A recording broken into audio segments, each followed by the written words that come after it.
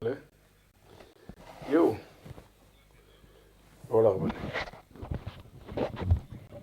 Why?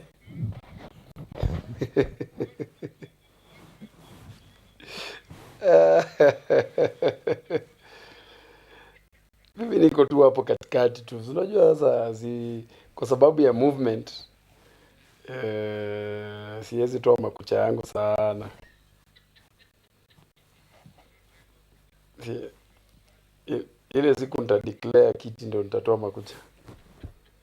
Eh? Baba, bwana. Sasa hizi vitu tunaachia kina nani?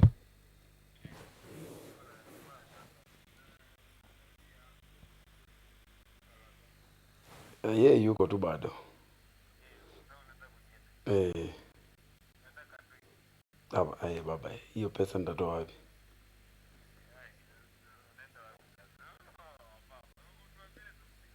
Township. Eh, katikati. In the middle of the town. Eh, eh, mm, mm.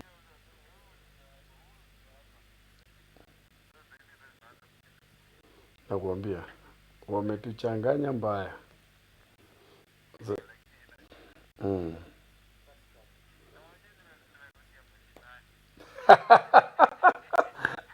Kuna ujinga. Ati sauti yangu ni sauti ya mashinani. eh?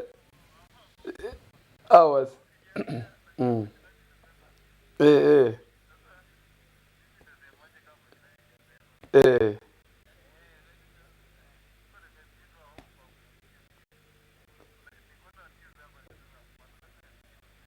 eh, eh. Mm, mm, mm, mm. Hata, Limana, in fact, there isn't.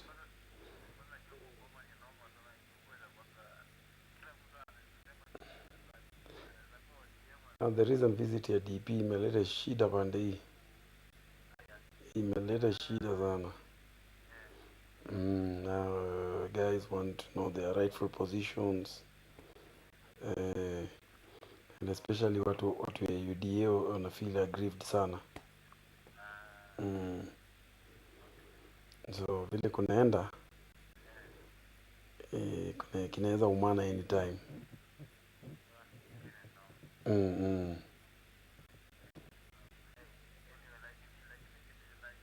mm,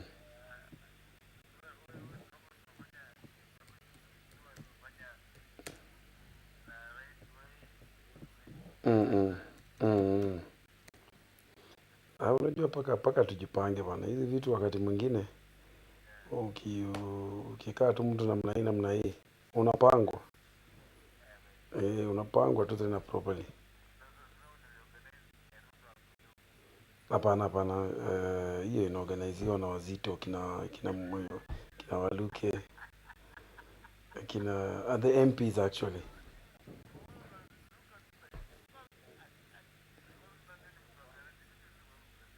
Mm. By the way, kwanza ungenilima hapo. We ni nini wewe?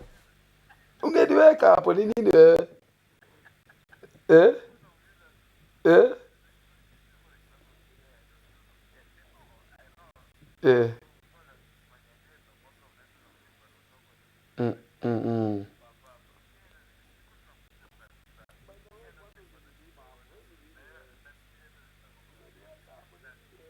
Mm, mm, mm.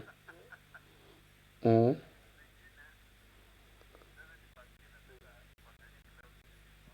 Eh, eh. Wacha tu. Hii nakwambia, lakini hii gazeti lazima ufanye kitu.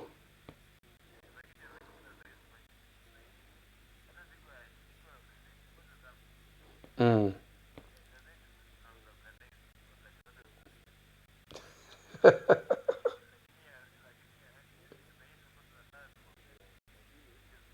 eh,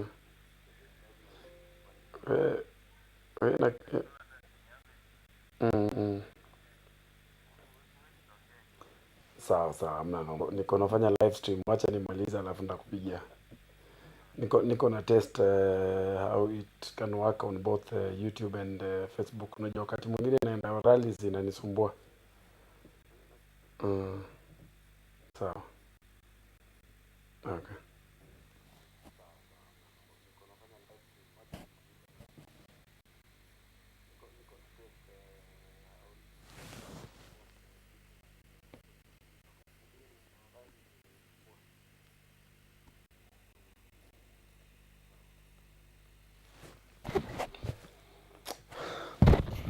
Alright guys.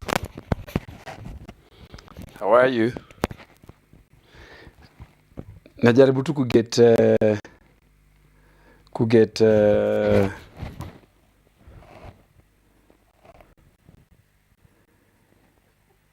other day I tried doing a live stream at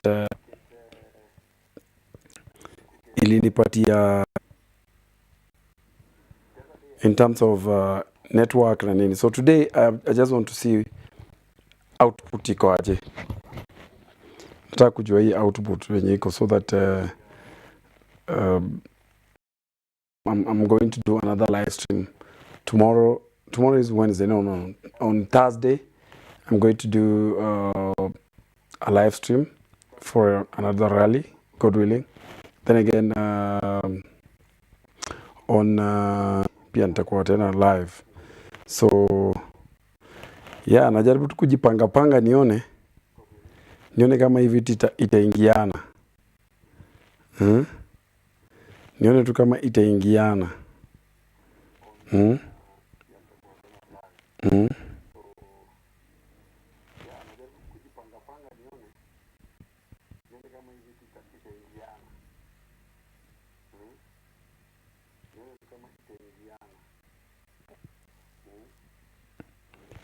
I don't know why there's issue na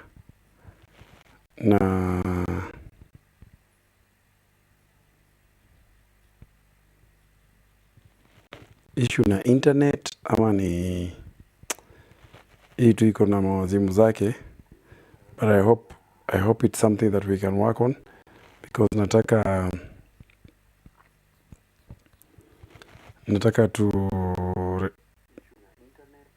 to handle hii.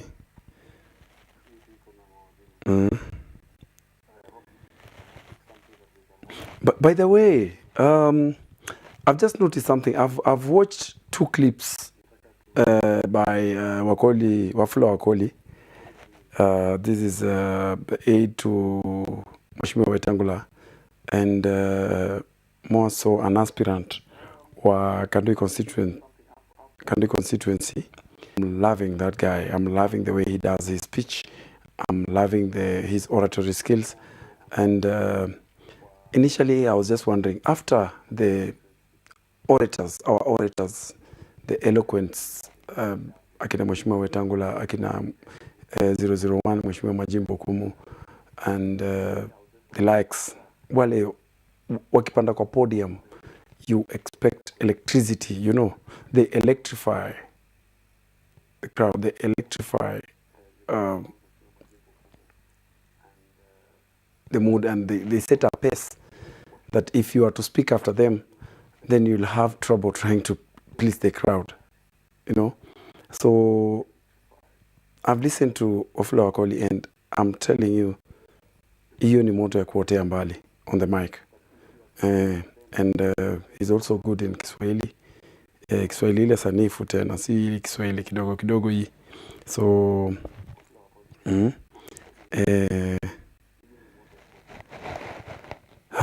sorry, I was just trying to the mic, then nasikia ni kama ina echo huko nyuma, so nimeizima.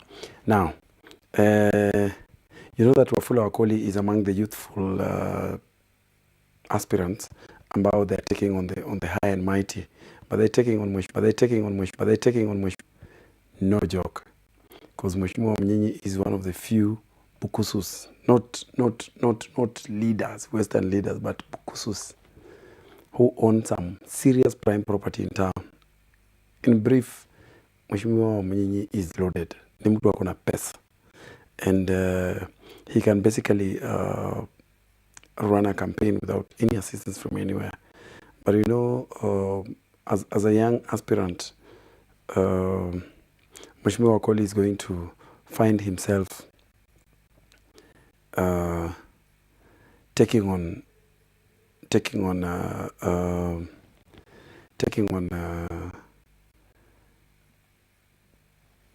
the bulldozer Mheshimiwa Mnyinyi has become in terms of politics. And it's not going to be easy for Wafula Wakoli. So, the same will also apply to Siboye Rogers. Rogers is also a young politician. I say youthful. Unajua, when a popular candidate, hata kama ni mzee, akisema yeye ni youth inakubalikanga, but then hao wengine wanaambiwanga si youth.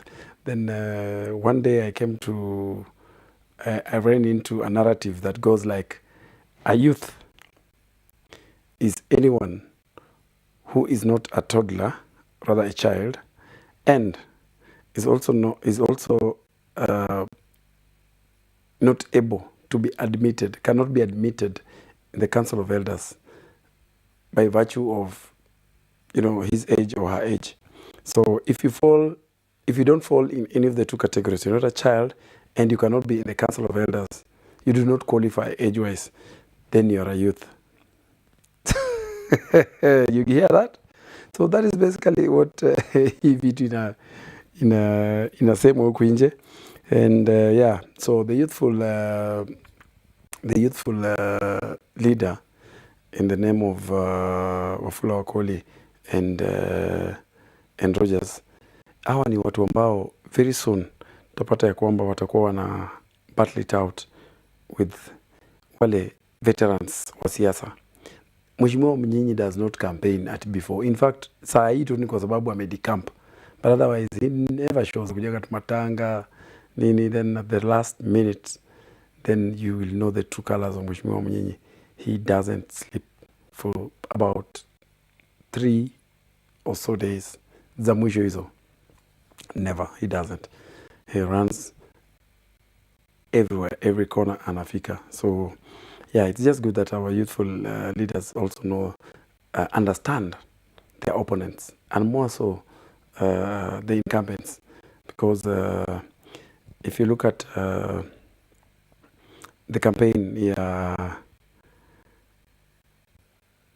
the gubernatorial campaign, unaona mahali iko imefika mahali sasa Ford Kenya are merging with the UDA, and the merger is basically just trying to strengthen Mheshimiwa Ruto's bid. Forget what they're saying about Mheshimiwa Musalia, or saying that the presidential race between the three principals is open. Nothing like that. This is what I'm going to tell you. Mheshimiwa Senator Wetangula, he is, and this is from my sources, very reliable. I call them my rats in the system. So they tell me that Mheshimiwa Wetangula is going to be given 2 CS positions and PS, CAS hizo atapewa hizo zote. So, and that is in that pact. Then when it atapata hizo, and he'll also be given a powerful position which has not been talked about, rather has not been mentioned. So we don't know whether this powerful position will be a DP's position or one of these powerful CS position. But my guess is he's going to be given a powerful position as a CS. Then we look at Ruto himself. Ruto cannot play DP to anyone. Kwamba principles watatu. It is not possible. So unless Uhuru decides that he's going to, for one reason or the other, create some legal some legal battles for Ruto, then you are sure that Mheshimiwa Ruto is going to be the presidential candidate wa UDA, wa Kenya Kwanza Alliance, and that one means that moving forward, Ruto has actually gained a lot with his merger, with his coalition. Kwa sababu sasa, where, the earthquake, NDC, and most of the speech yenye nani alitoa, hiyo ilikuwa moto sana. Unajua vile hiyo speech iliangaisha wase, imeangaisha majamaa mpaka there are those who are wondering how did Musalia end up with Ruto. But yep, that is it. The two are together. The three are rather. So they purpose to, move forward and make a government, win elections, and have the other side. We are seeing the Azimio. Azimio, it has also eaten into parties that have joined UDA, or rather Kenya Kwanza. These parties include Ford Kenya and ANC. You might be aware that several aspirants in Kitale, actually most of them defected to DAP-K, which is a party that is associated with the CS Defense, Mheshimiwa Eugene. And this party is, one of those parties that is fast growing. It is mind-boggling, actually, if you look at how it has grown. And, there are so many hearsays about how they are going about their business of getting new members.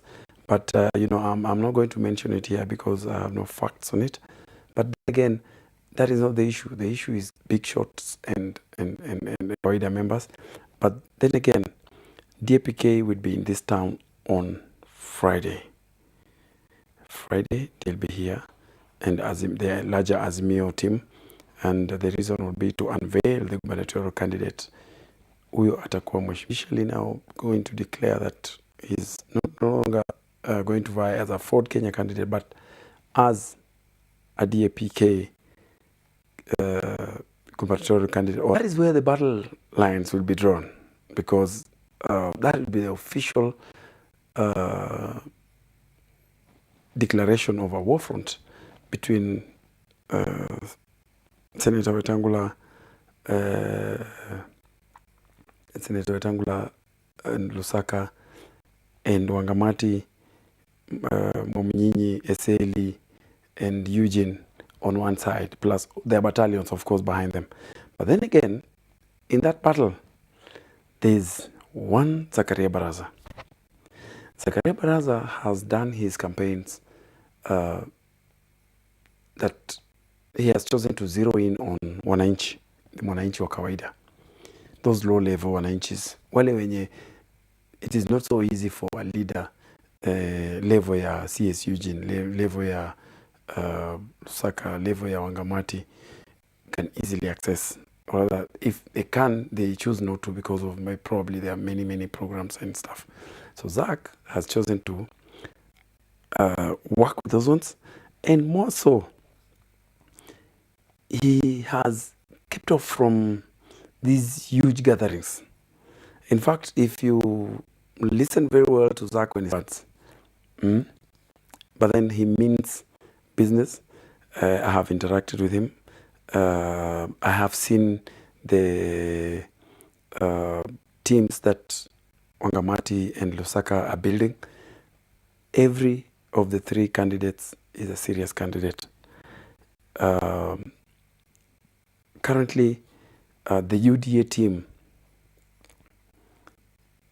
is building their forces behind Zakaria Baraza, despite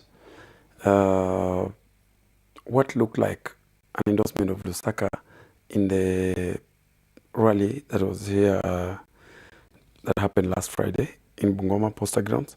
But you will see that these leaders are all pulling strings to their favor, raiding each other's camps.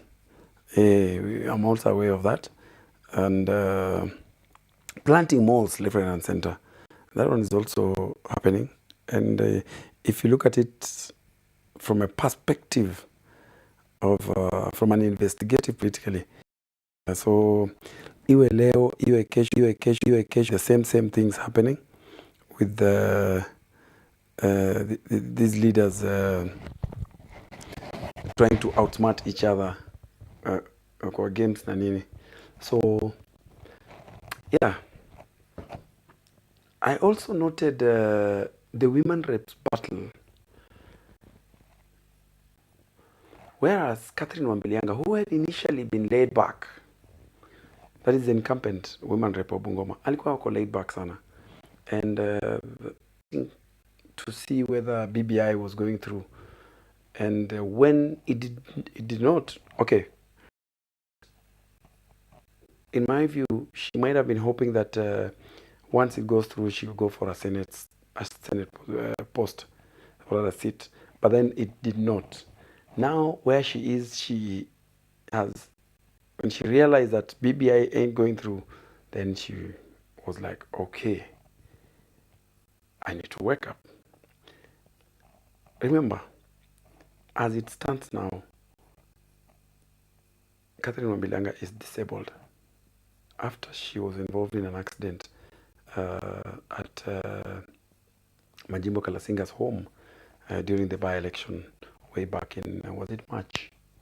Yeah, it must have been March, yeah, when she was among the team that was campaigning for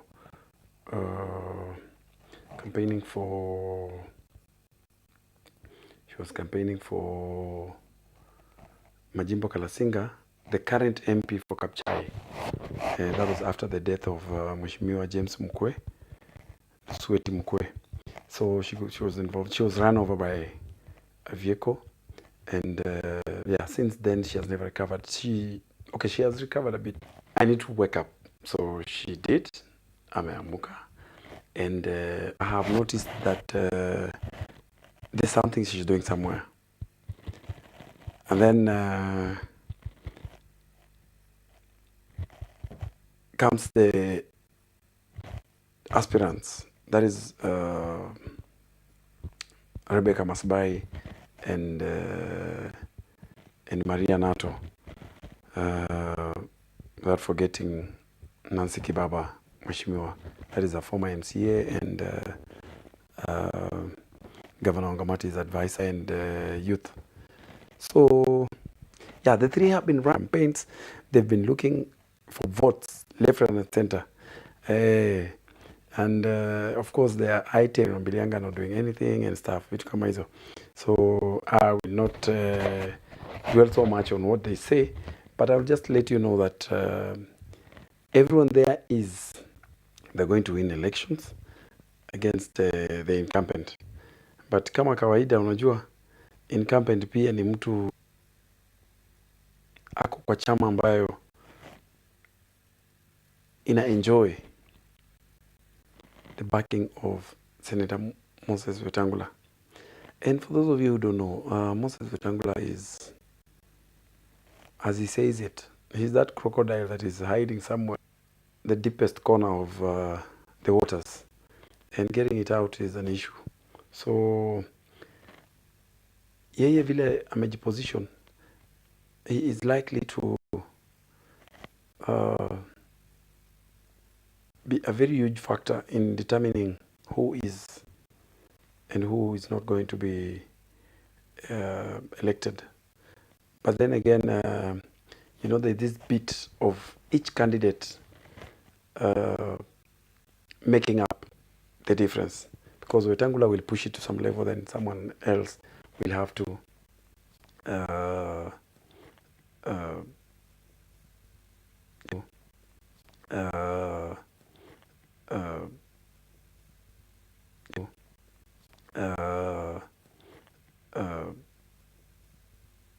might mean maybe character na vitu kama hizo, kwa sababu unajua kuna wengine tabia zao hazikubaliki or rather ziko appreciated, wengine they don't mingle so well with the public, wengine probably ni mambo na matters na speeches,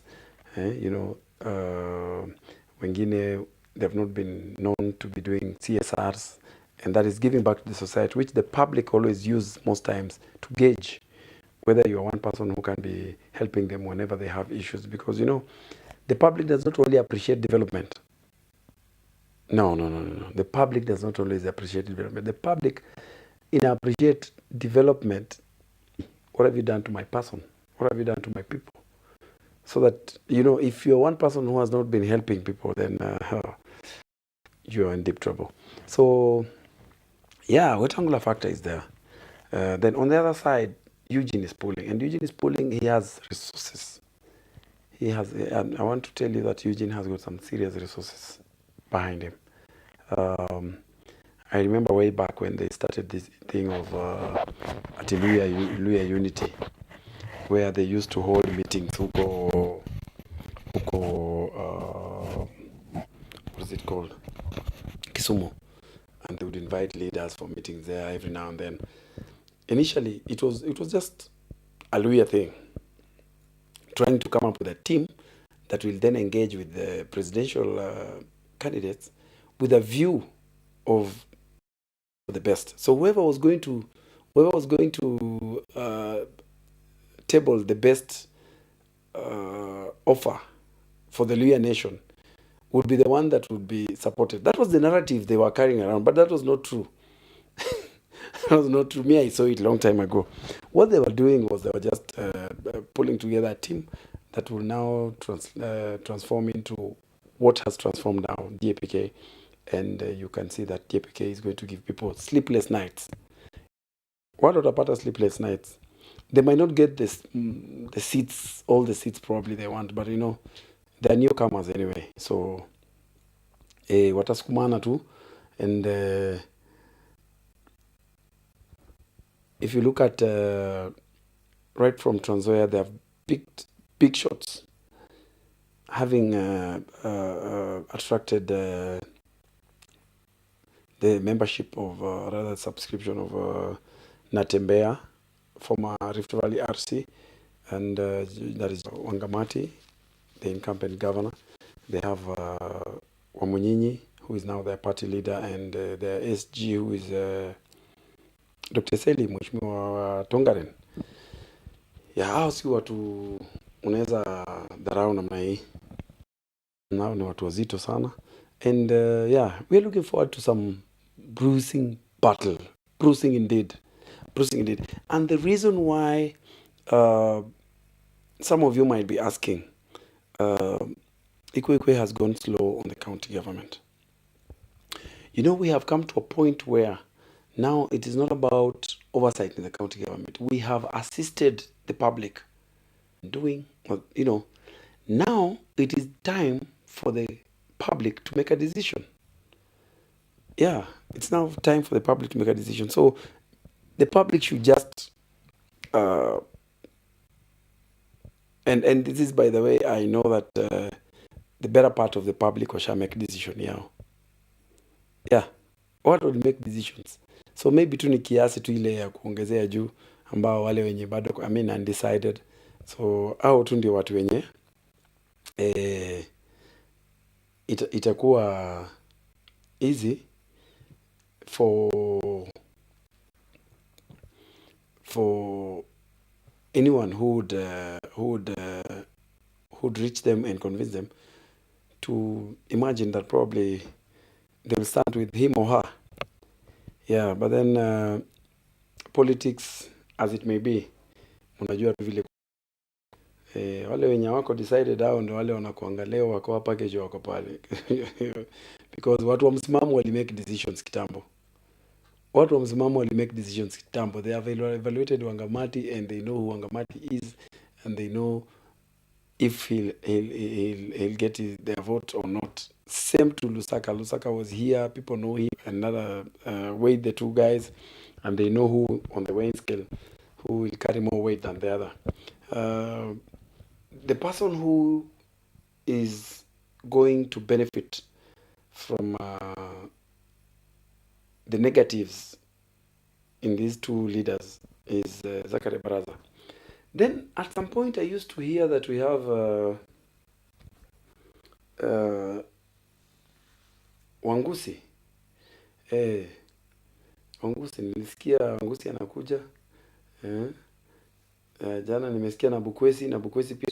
Honestly speaking, that is too late for them. Because, tangu nianze kusikia Wangusi hata hajaianza campaigns zake seriously, hajaanza kujulikana kwa watu. Watu wanamsikia tu, and more so wale watu wenye wako kwa mtandao sana, or they watch TV at times, they might hear him well. But then, at times politics is about seeing. People want to see you, people want to interact with you, people want to hear what you say. So I'm wondering how long it will take him, or rather, within the short period of time, how he is going to run around the county. And the county is big. The county is big. Na Bukwesi just anarely support sana on Watiaka Msinga. Nimesikia hiyo, I don't know, but nimesikia. So yeah, maybe the team is influential in its own way. Maybe it might assist him, but from where I sit, he's a latecomer. The horses are 3. Horses are only 3. According to me, 3 horses. Wangamati, the incumbent, Zakaria Baraza, and Lusaka. Hao watu watatu ndio mimi naona watakimbizana hii mbio. Itakuwa neck and neck. Is it up to the last moment? So, nini ingine tunaweza ongelea sasa? Nini ingine tunaweza ongelea? By the way, kumekuwa na hizo issue za Kandui. Kiti ya Kandui, kuna mheshimiwa Hangati who has been make a decision on whether he wants to vie on DAPK or Ford Kenya or ODM. But then I have intel that he will be resigning on 2nd. 2nd is tomorrow. Yep. Yeah, Mheshimiwa Hangati is resigning tomorrow. So if he resigns tomorrow, then you are aware, you must be prepared for an announcement. Because now he has to announce, he has to tell the public which party is going to vie on. My guess would be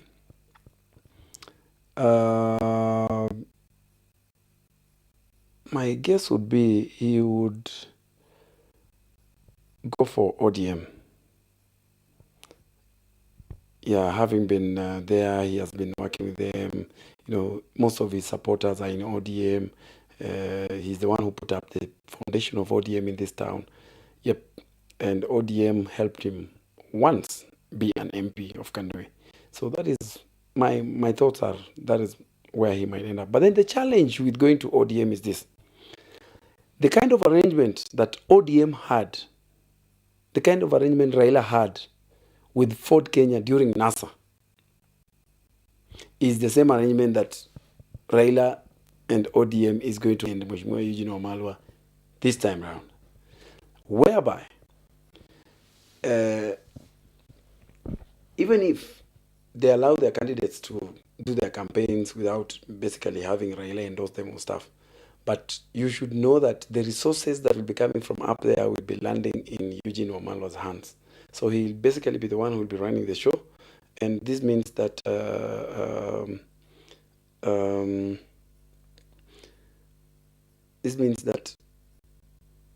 whoever will be running in any affiliate parties za hiyo coalition atakuwa disadvantaged.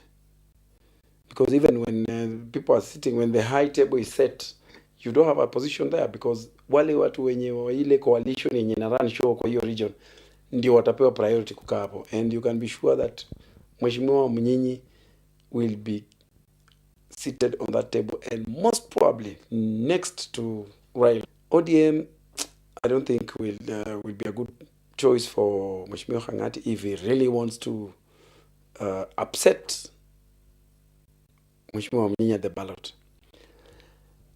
His good choice would be, according to me, in, and this is why Mheshimiwa Hangati has been a friend of the DP. And the reason, and he even hosted the DP at his home, something that prompted the president to send CS Eugene to come and speak to him about it. And after negotiations, and politics is about interest, when his interests were catered for by the government to his satisfaction, he decided to ditch the DP in favor of the president, Uhuru Kenyatta. That is how now he landed the job at the Intergovernmental Committee. So, and by the way, because of that, he has been reluctant actually to ditch DAP, which is a party. So either way, he should consider a move to Fort Kenya. This I'm saying as an analyst now, because Fort Kenya is not my party anyway. But yeah, just speaking the truth, I think he stands a better chance in Fort Kenya. And from Fort Kenya, he will enjoy the support of ANC. He'll enjoy the support of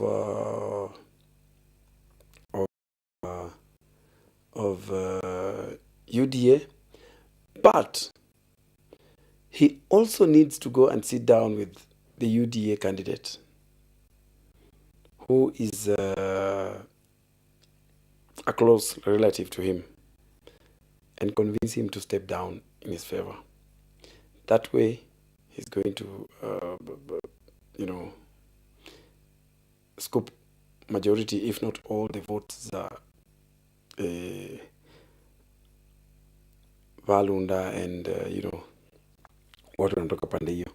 So I will not talk much on Hangati because I'm expecting him to resign tomorrow, as we've been told by our rats hapo karibu na yeye. Then tungoje akisha resign, then declare. Akisha declare tutajua vile what next. Then we have the Makali factor. Wakili John Makali, that is the former speaker to the County Assembly of Bungoma, is another strong candidate. Wakili with the Mheshimiwa Wetangula, and sources tell me that he was approached after it became evident that Hangati was taking forever to make a decision. So they approached Makali, or rather Senator approached Makali, and negotiations are underway. I have had a chat with the speaker, and the speaker says, I have talked to enough people, and I'm also continuing to talk. But at the same time, I have to report back to my people, so that when I make a decision, I'm not making a decision, or rather, when he makes a decision, he's not making a decision for himself. He's making a decision for. Yes, he has met Senator Wetangula, and he's thinking about what they talked about, and he has also met other people. He did not mention others, so I'm not going to mention. I'm not going to speculate. He has also been linked to a move to UDA, you remember, something that when I talked to him, he denounced. He actually told me that no, he has not made such a decision, and which means that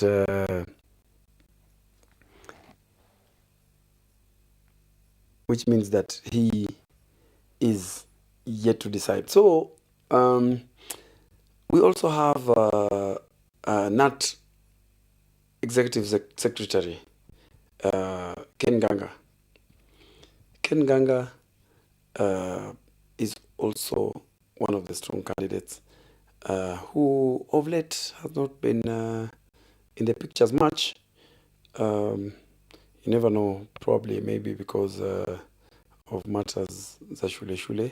You remember up to until December, January hapa kuna mambo ya mitihani and stuff, so maybe he was busy, but he has gone under for some time, but he is also one of those who has shown interest in the seat. So of course there is that Haoya is the UDA candidate. Haoya is a UDA candidate and is among those who are disgruntled, who feel that the recent visit of the DP really disadvantaged them. They were disadvantaged. They were not given the respect they deserve. Then where do we go to again? By the way, it is unfortunate that I did not mention Hayange Swin ana contest hiyo kiti ya woman rep pia. That I did not mention her. I wish to make it clear that she's also a candidate. Tutakuja wapi? Tutakuja I just want to touch on those serious seats, zile mzito zile, si hizi ndogo ndogo watu tutaanza kuzianalyze baadaye. And this one is just a trial, by the way. I'm just trying to demonstrate how these gadgets will be working moving forward. Kuna Kimilili constituency iko na watatu wanne. We have Didmas Barasa, the incumbent. We have chief officer wa health, that is Patrick Wandili. We have wakili Brian Khaemba, and yeah, they should be 4. Na kuna huyu engineer na kuanga Algeria anaitwa nani? Yeah, so those are the candidates that I remember of. I don't know whether Waziri Makanda will be contesting, will be running, but that is it. It is currently Didmas.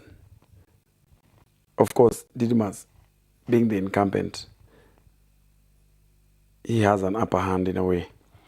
But the person who is giving him a nightmare is none other than Wandili, Chief Officer Wandili.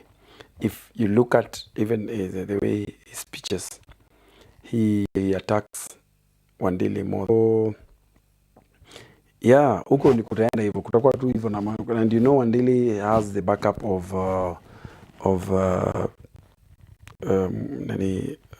Mheshimiwa Eugene and the DAPK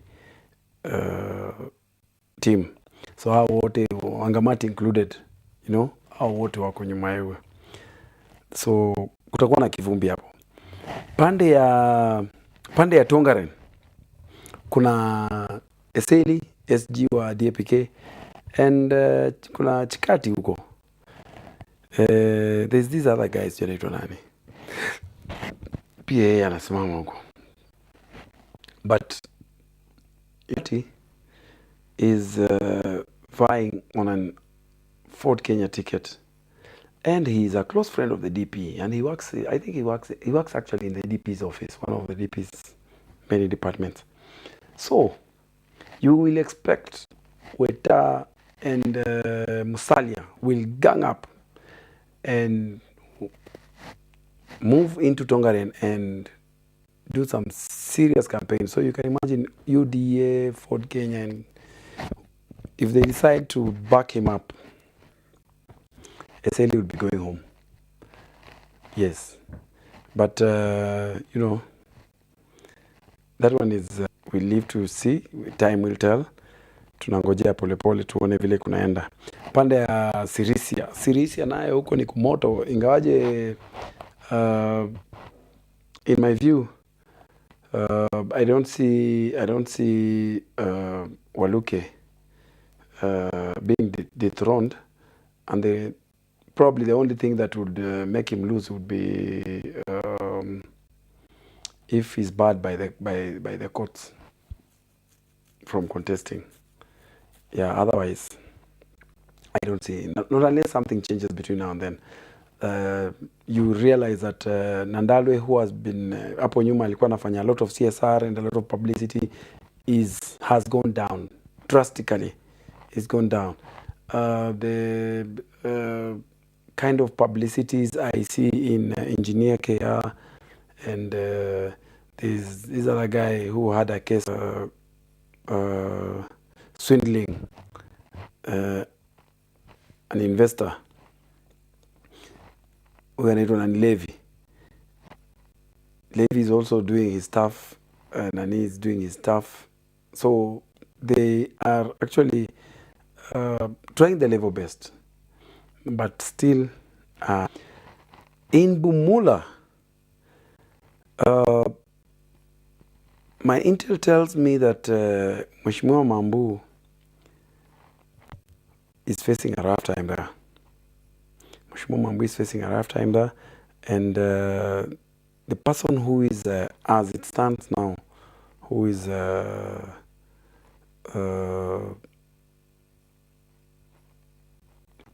enjoying a lot of mentions in terms of being the candidate who is likely to win is Wamboka. But as you know, Wamboka is in DAPK, and Mambo Mabonga is in UDA. So we are yet to see how they're going to, play their cards. Remember, Ford Kenya is also has a candidate, that is Okoli Bifoli, as the former MP, who is a strong candidate indeed. Then we have Mwalimu Luketelo. Mwalimu Luketelo is not a walkover either, but yeah, we are yet to see. So still, if you ask me, Wamboka, Mwambu, Wakoli, Bomola, hao watapambana namna hiyo. Webuye East,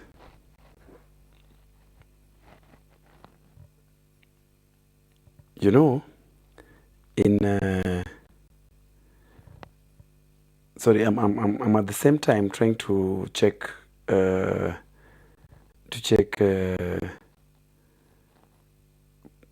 responses from members so that tujue vile tuna respond tukiendelea. So matters Webuye East, you know that Mheshimiwa Sambu has been ailing for some time, but Mheshimiwa Sambu has a huge say. Kwanza kwa hao watachoni wake hao. Huyu akisema watachoni wanasema tu yes sir, wana turn left. So him, the fact that he's not going to contest, as from my sources, then it has left the battle to be between three people. I'm so informed that there's this person called Iyaya, there's Mzungu, investor, Mheshimiwa Martin Pepela, and Karo Biela, advisor our special programs to Governor Wangamati. Now, sources say that DAPK wanted Karo to step down so that she can back Iyaya, to make Iyaya more stronger, because they think that as it stands, Martin Pepela put the energies of the two leaders together, that is Karo and Iyaya, so that, yeah, they can be stronger and give Martin a worthy challenge. So I'm yet to know how that is going to turn out. But yes, Martin Pepela, from my sources, he's having an upper hand. Yeah. And it's just about time we will know how the partnership between the DP, ANC, and FK is going to assist, or is going to, improve on his support base. Webuye West, we have Kelly, we have I think Musundi, and the incumbent Dan Wanyama. Um, I don't think it would be easy to beat Dan Wanyama. The only MP who never prints t-shirts.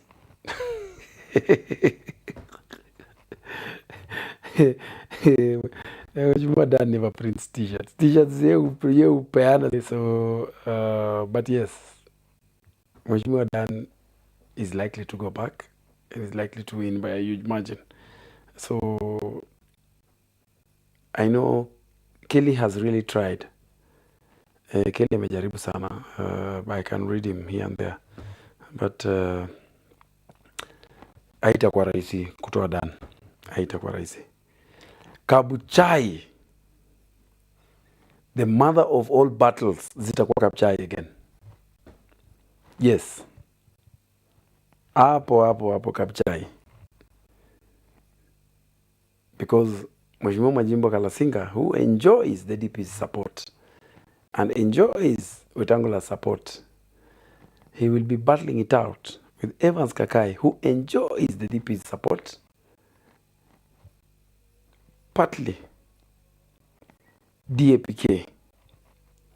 And sources are telling me that he might have my rats huko DAPK zinaniambia asha defect ameingia huko. I'm yet to confirm. But if really he has defected to DAPK, and we all know that he ran the by-election recently, he might still be having a good support base that he might choose to move with to DAPK. But yeah, let us see vile mambo itachezwa, because you know some of these guys kama ni wa UDA, not all of them will move with him to DAPK. Yeah, that is hiyo ndio inakuanga tu reality ya defections. When you defect, you're not so sure that you'll defect with everyone that you came with, or whether you registered. Because some people did not just register because of you as an individual. They might have registered because of someone else up there. And in this case, I would want to believe most guys registered because they believe in the Hustler Nation. So once someone moves from the Hustler Nation, you're not so sure of moving with all of them. Unless you touched on them at personal level, you interact with them at personal level. So wa leaders wajipange waongee na hawa say one on one. Wasingoje vitu zikuwe zina happen kwingine ndo na nini. So guys, it is 10:26. I am working on an office. Very soon tunaenda kufungua ofisi iKUWEiKUWE. We are going to do interviews, we are going to interview leaders, interview watu wengi sana wale wenye tutaka tuongeleshe, tujue mambo ya county inaendelea namna gani, tujue national issues inaendelea namna gani, mambo ya parties, mambo ya manyumbani tu huku, you know, humanitarian issues, health, agriculture, nini, hizo zote, name them, we are going to talk about them. And as you know, this is iKUWEiKUWE Live, and it's brought to you by Edusimiu. And for those of you who have seen the ad, we are recruiting. We are recruiting some digital skills rather. Au tunataka tufanye nao kazi, because we know that it's going to be volume. You realize nowadays hata siandikangi vitu kwa iKUWEiKUWE.com. And the reason is I'm overwhelmed. I'm doing live streams the whole day. By the time I come home to rest, I just, but I have many stories. Kuna stories za watoto wawili wanahitaji kusaidiwa. I've done posters, but then again, I need to keep pushing. Sina hiyo time. I'm telling you. Watoto wawili, one in a... I think you've seen one poster ile nimetengeneza a bluish, imedominatiwa na bluish background. Ya mtoto na mechimea. Then there's another one on Nairobi. And both parents, mama ya huyu na mama ya huyu mwingine pia wanashinda wakinipigia simu, they need assistance. So I will just work on something tuone kama tunaweza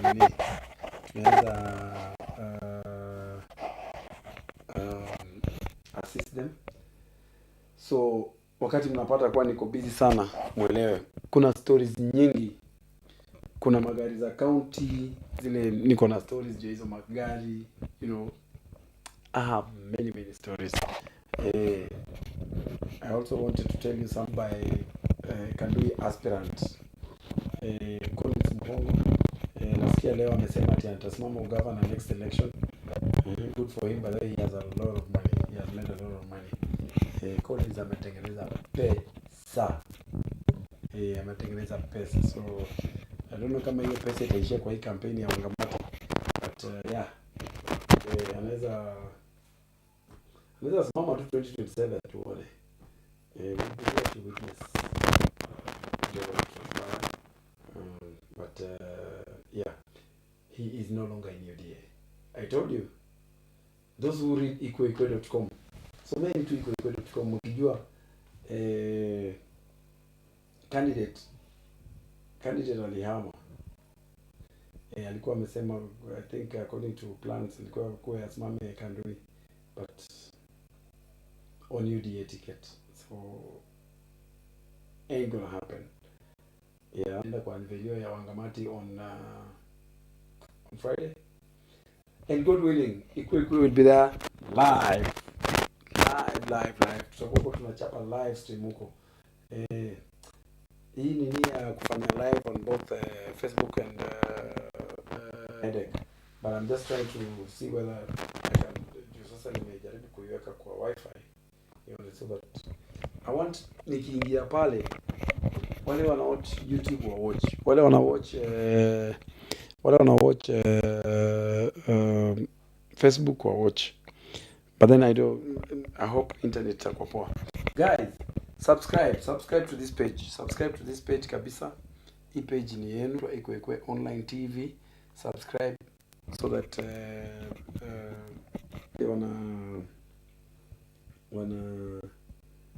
ili ni ku grow very fast. So currently we have about 715 subscribers. I just need 10,000. Once we hit 10,000, we are good to go. We are good to go. So kwa saa hii kuna kitu kingine mnataka niseme? Kuna kitu kingine? No. Kuna kitu kingine. So guys, tupatane baadaye. This is iKUWEiKUWE live. And as usual, bado ni testing tu. Bado ni natafuta also watakuwa wanani partners rather who will be offering me who will be dressing the host. Natafuta watu wale wako na ma boutiques ama ndio zinaitwaje, salons nini, because we're going to have different hosts. So if you want to partner with iKUWEiKUWE in the upcoming live streams, the time is now. Reach out. Namba yangu iko ni 0721956027. My number is 0721956027. Reach out so that we can talk about business. We see how we can market each other. Sisi tutakuwa tunapiga marketing. Yeah, you know. Yes. And tusukume gurudumu, because at the end of the day, one of those mouth-watering interviews that we're going to, you know, have. So, not unless kama kuna mtu ameuliza swali yoyote hapa ndani. Let me check.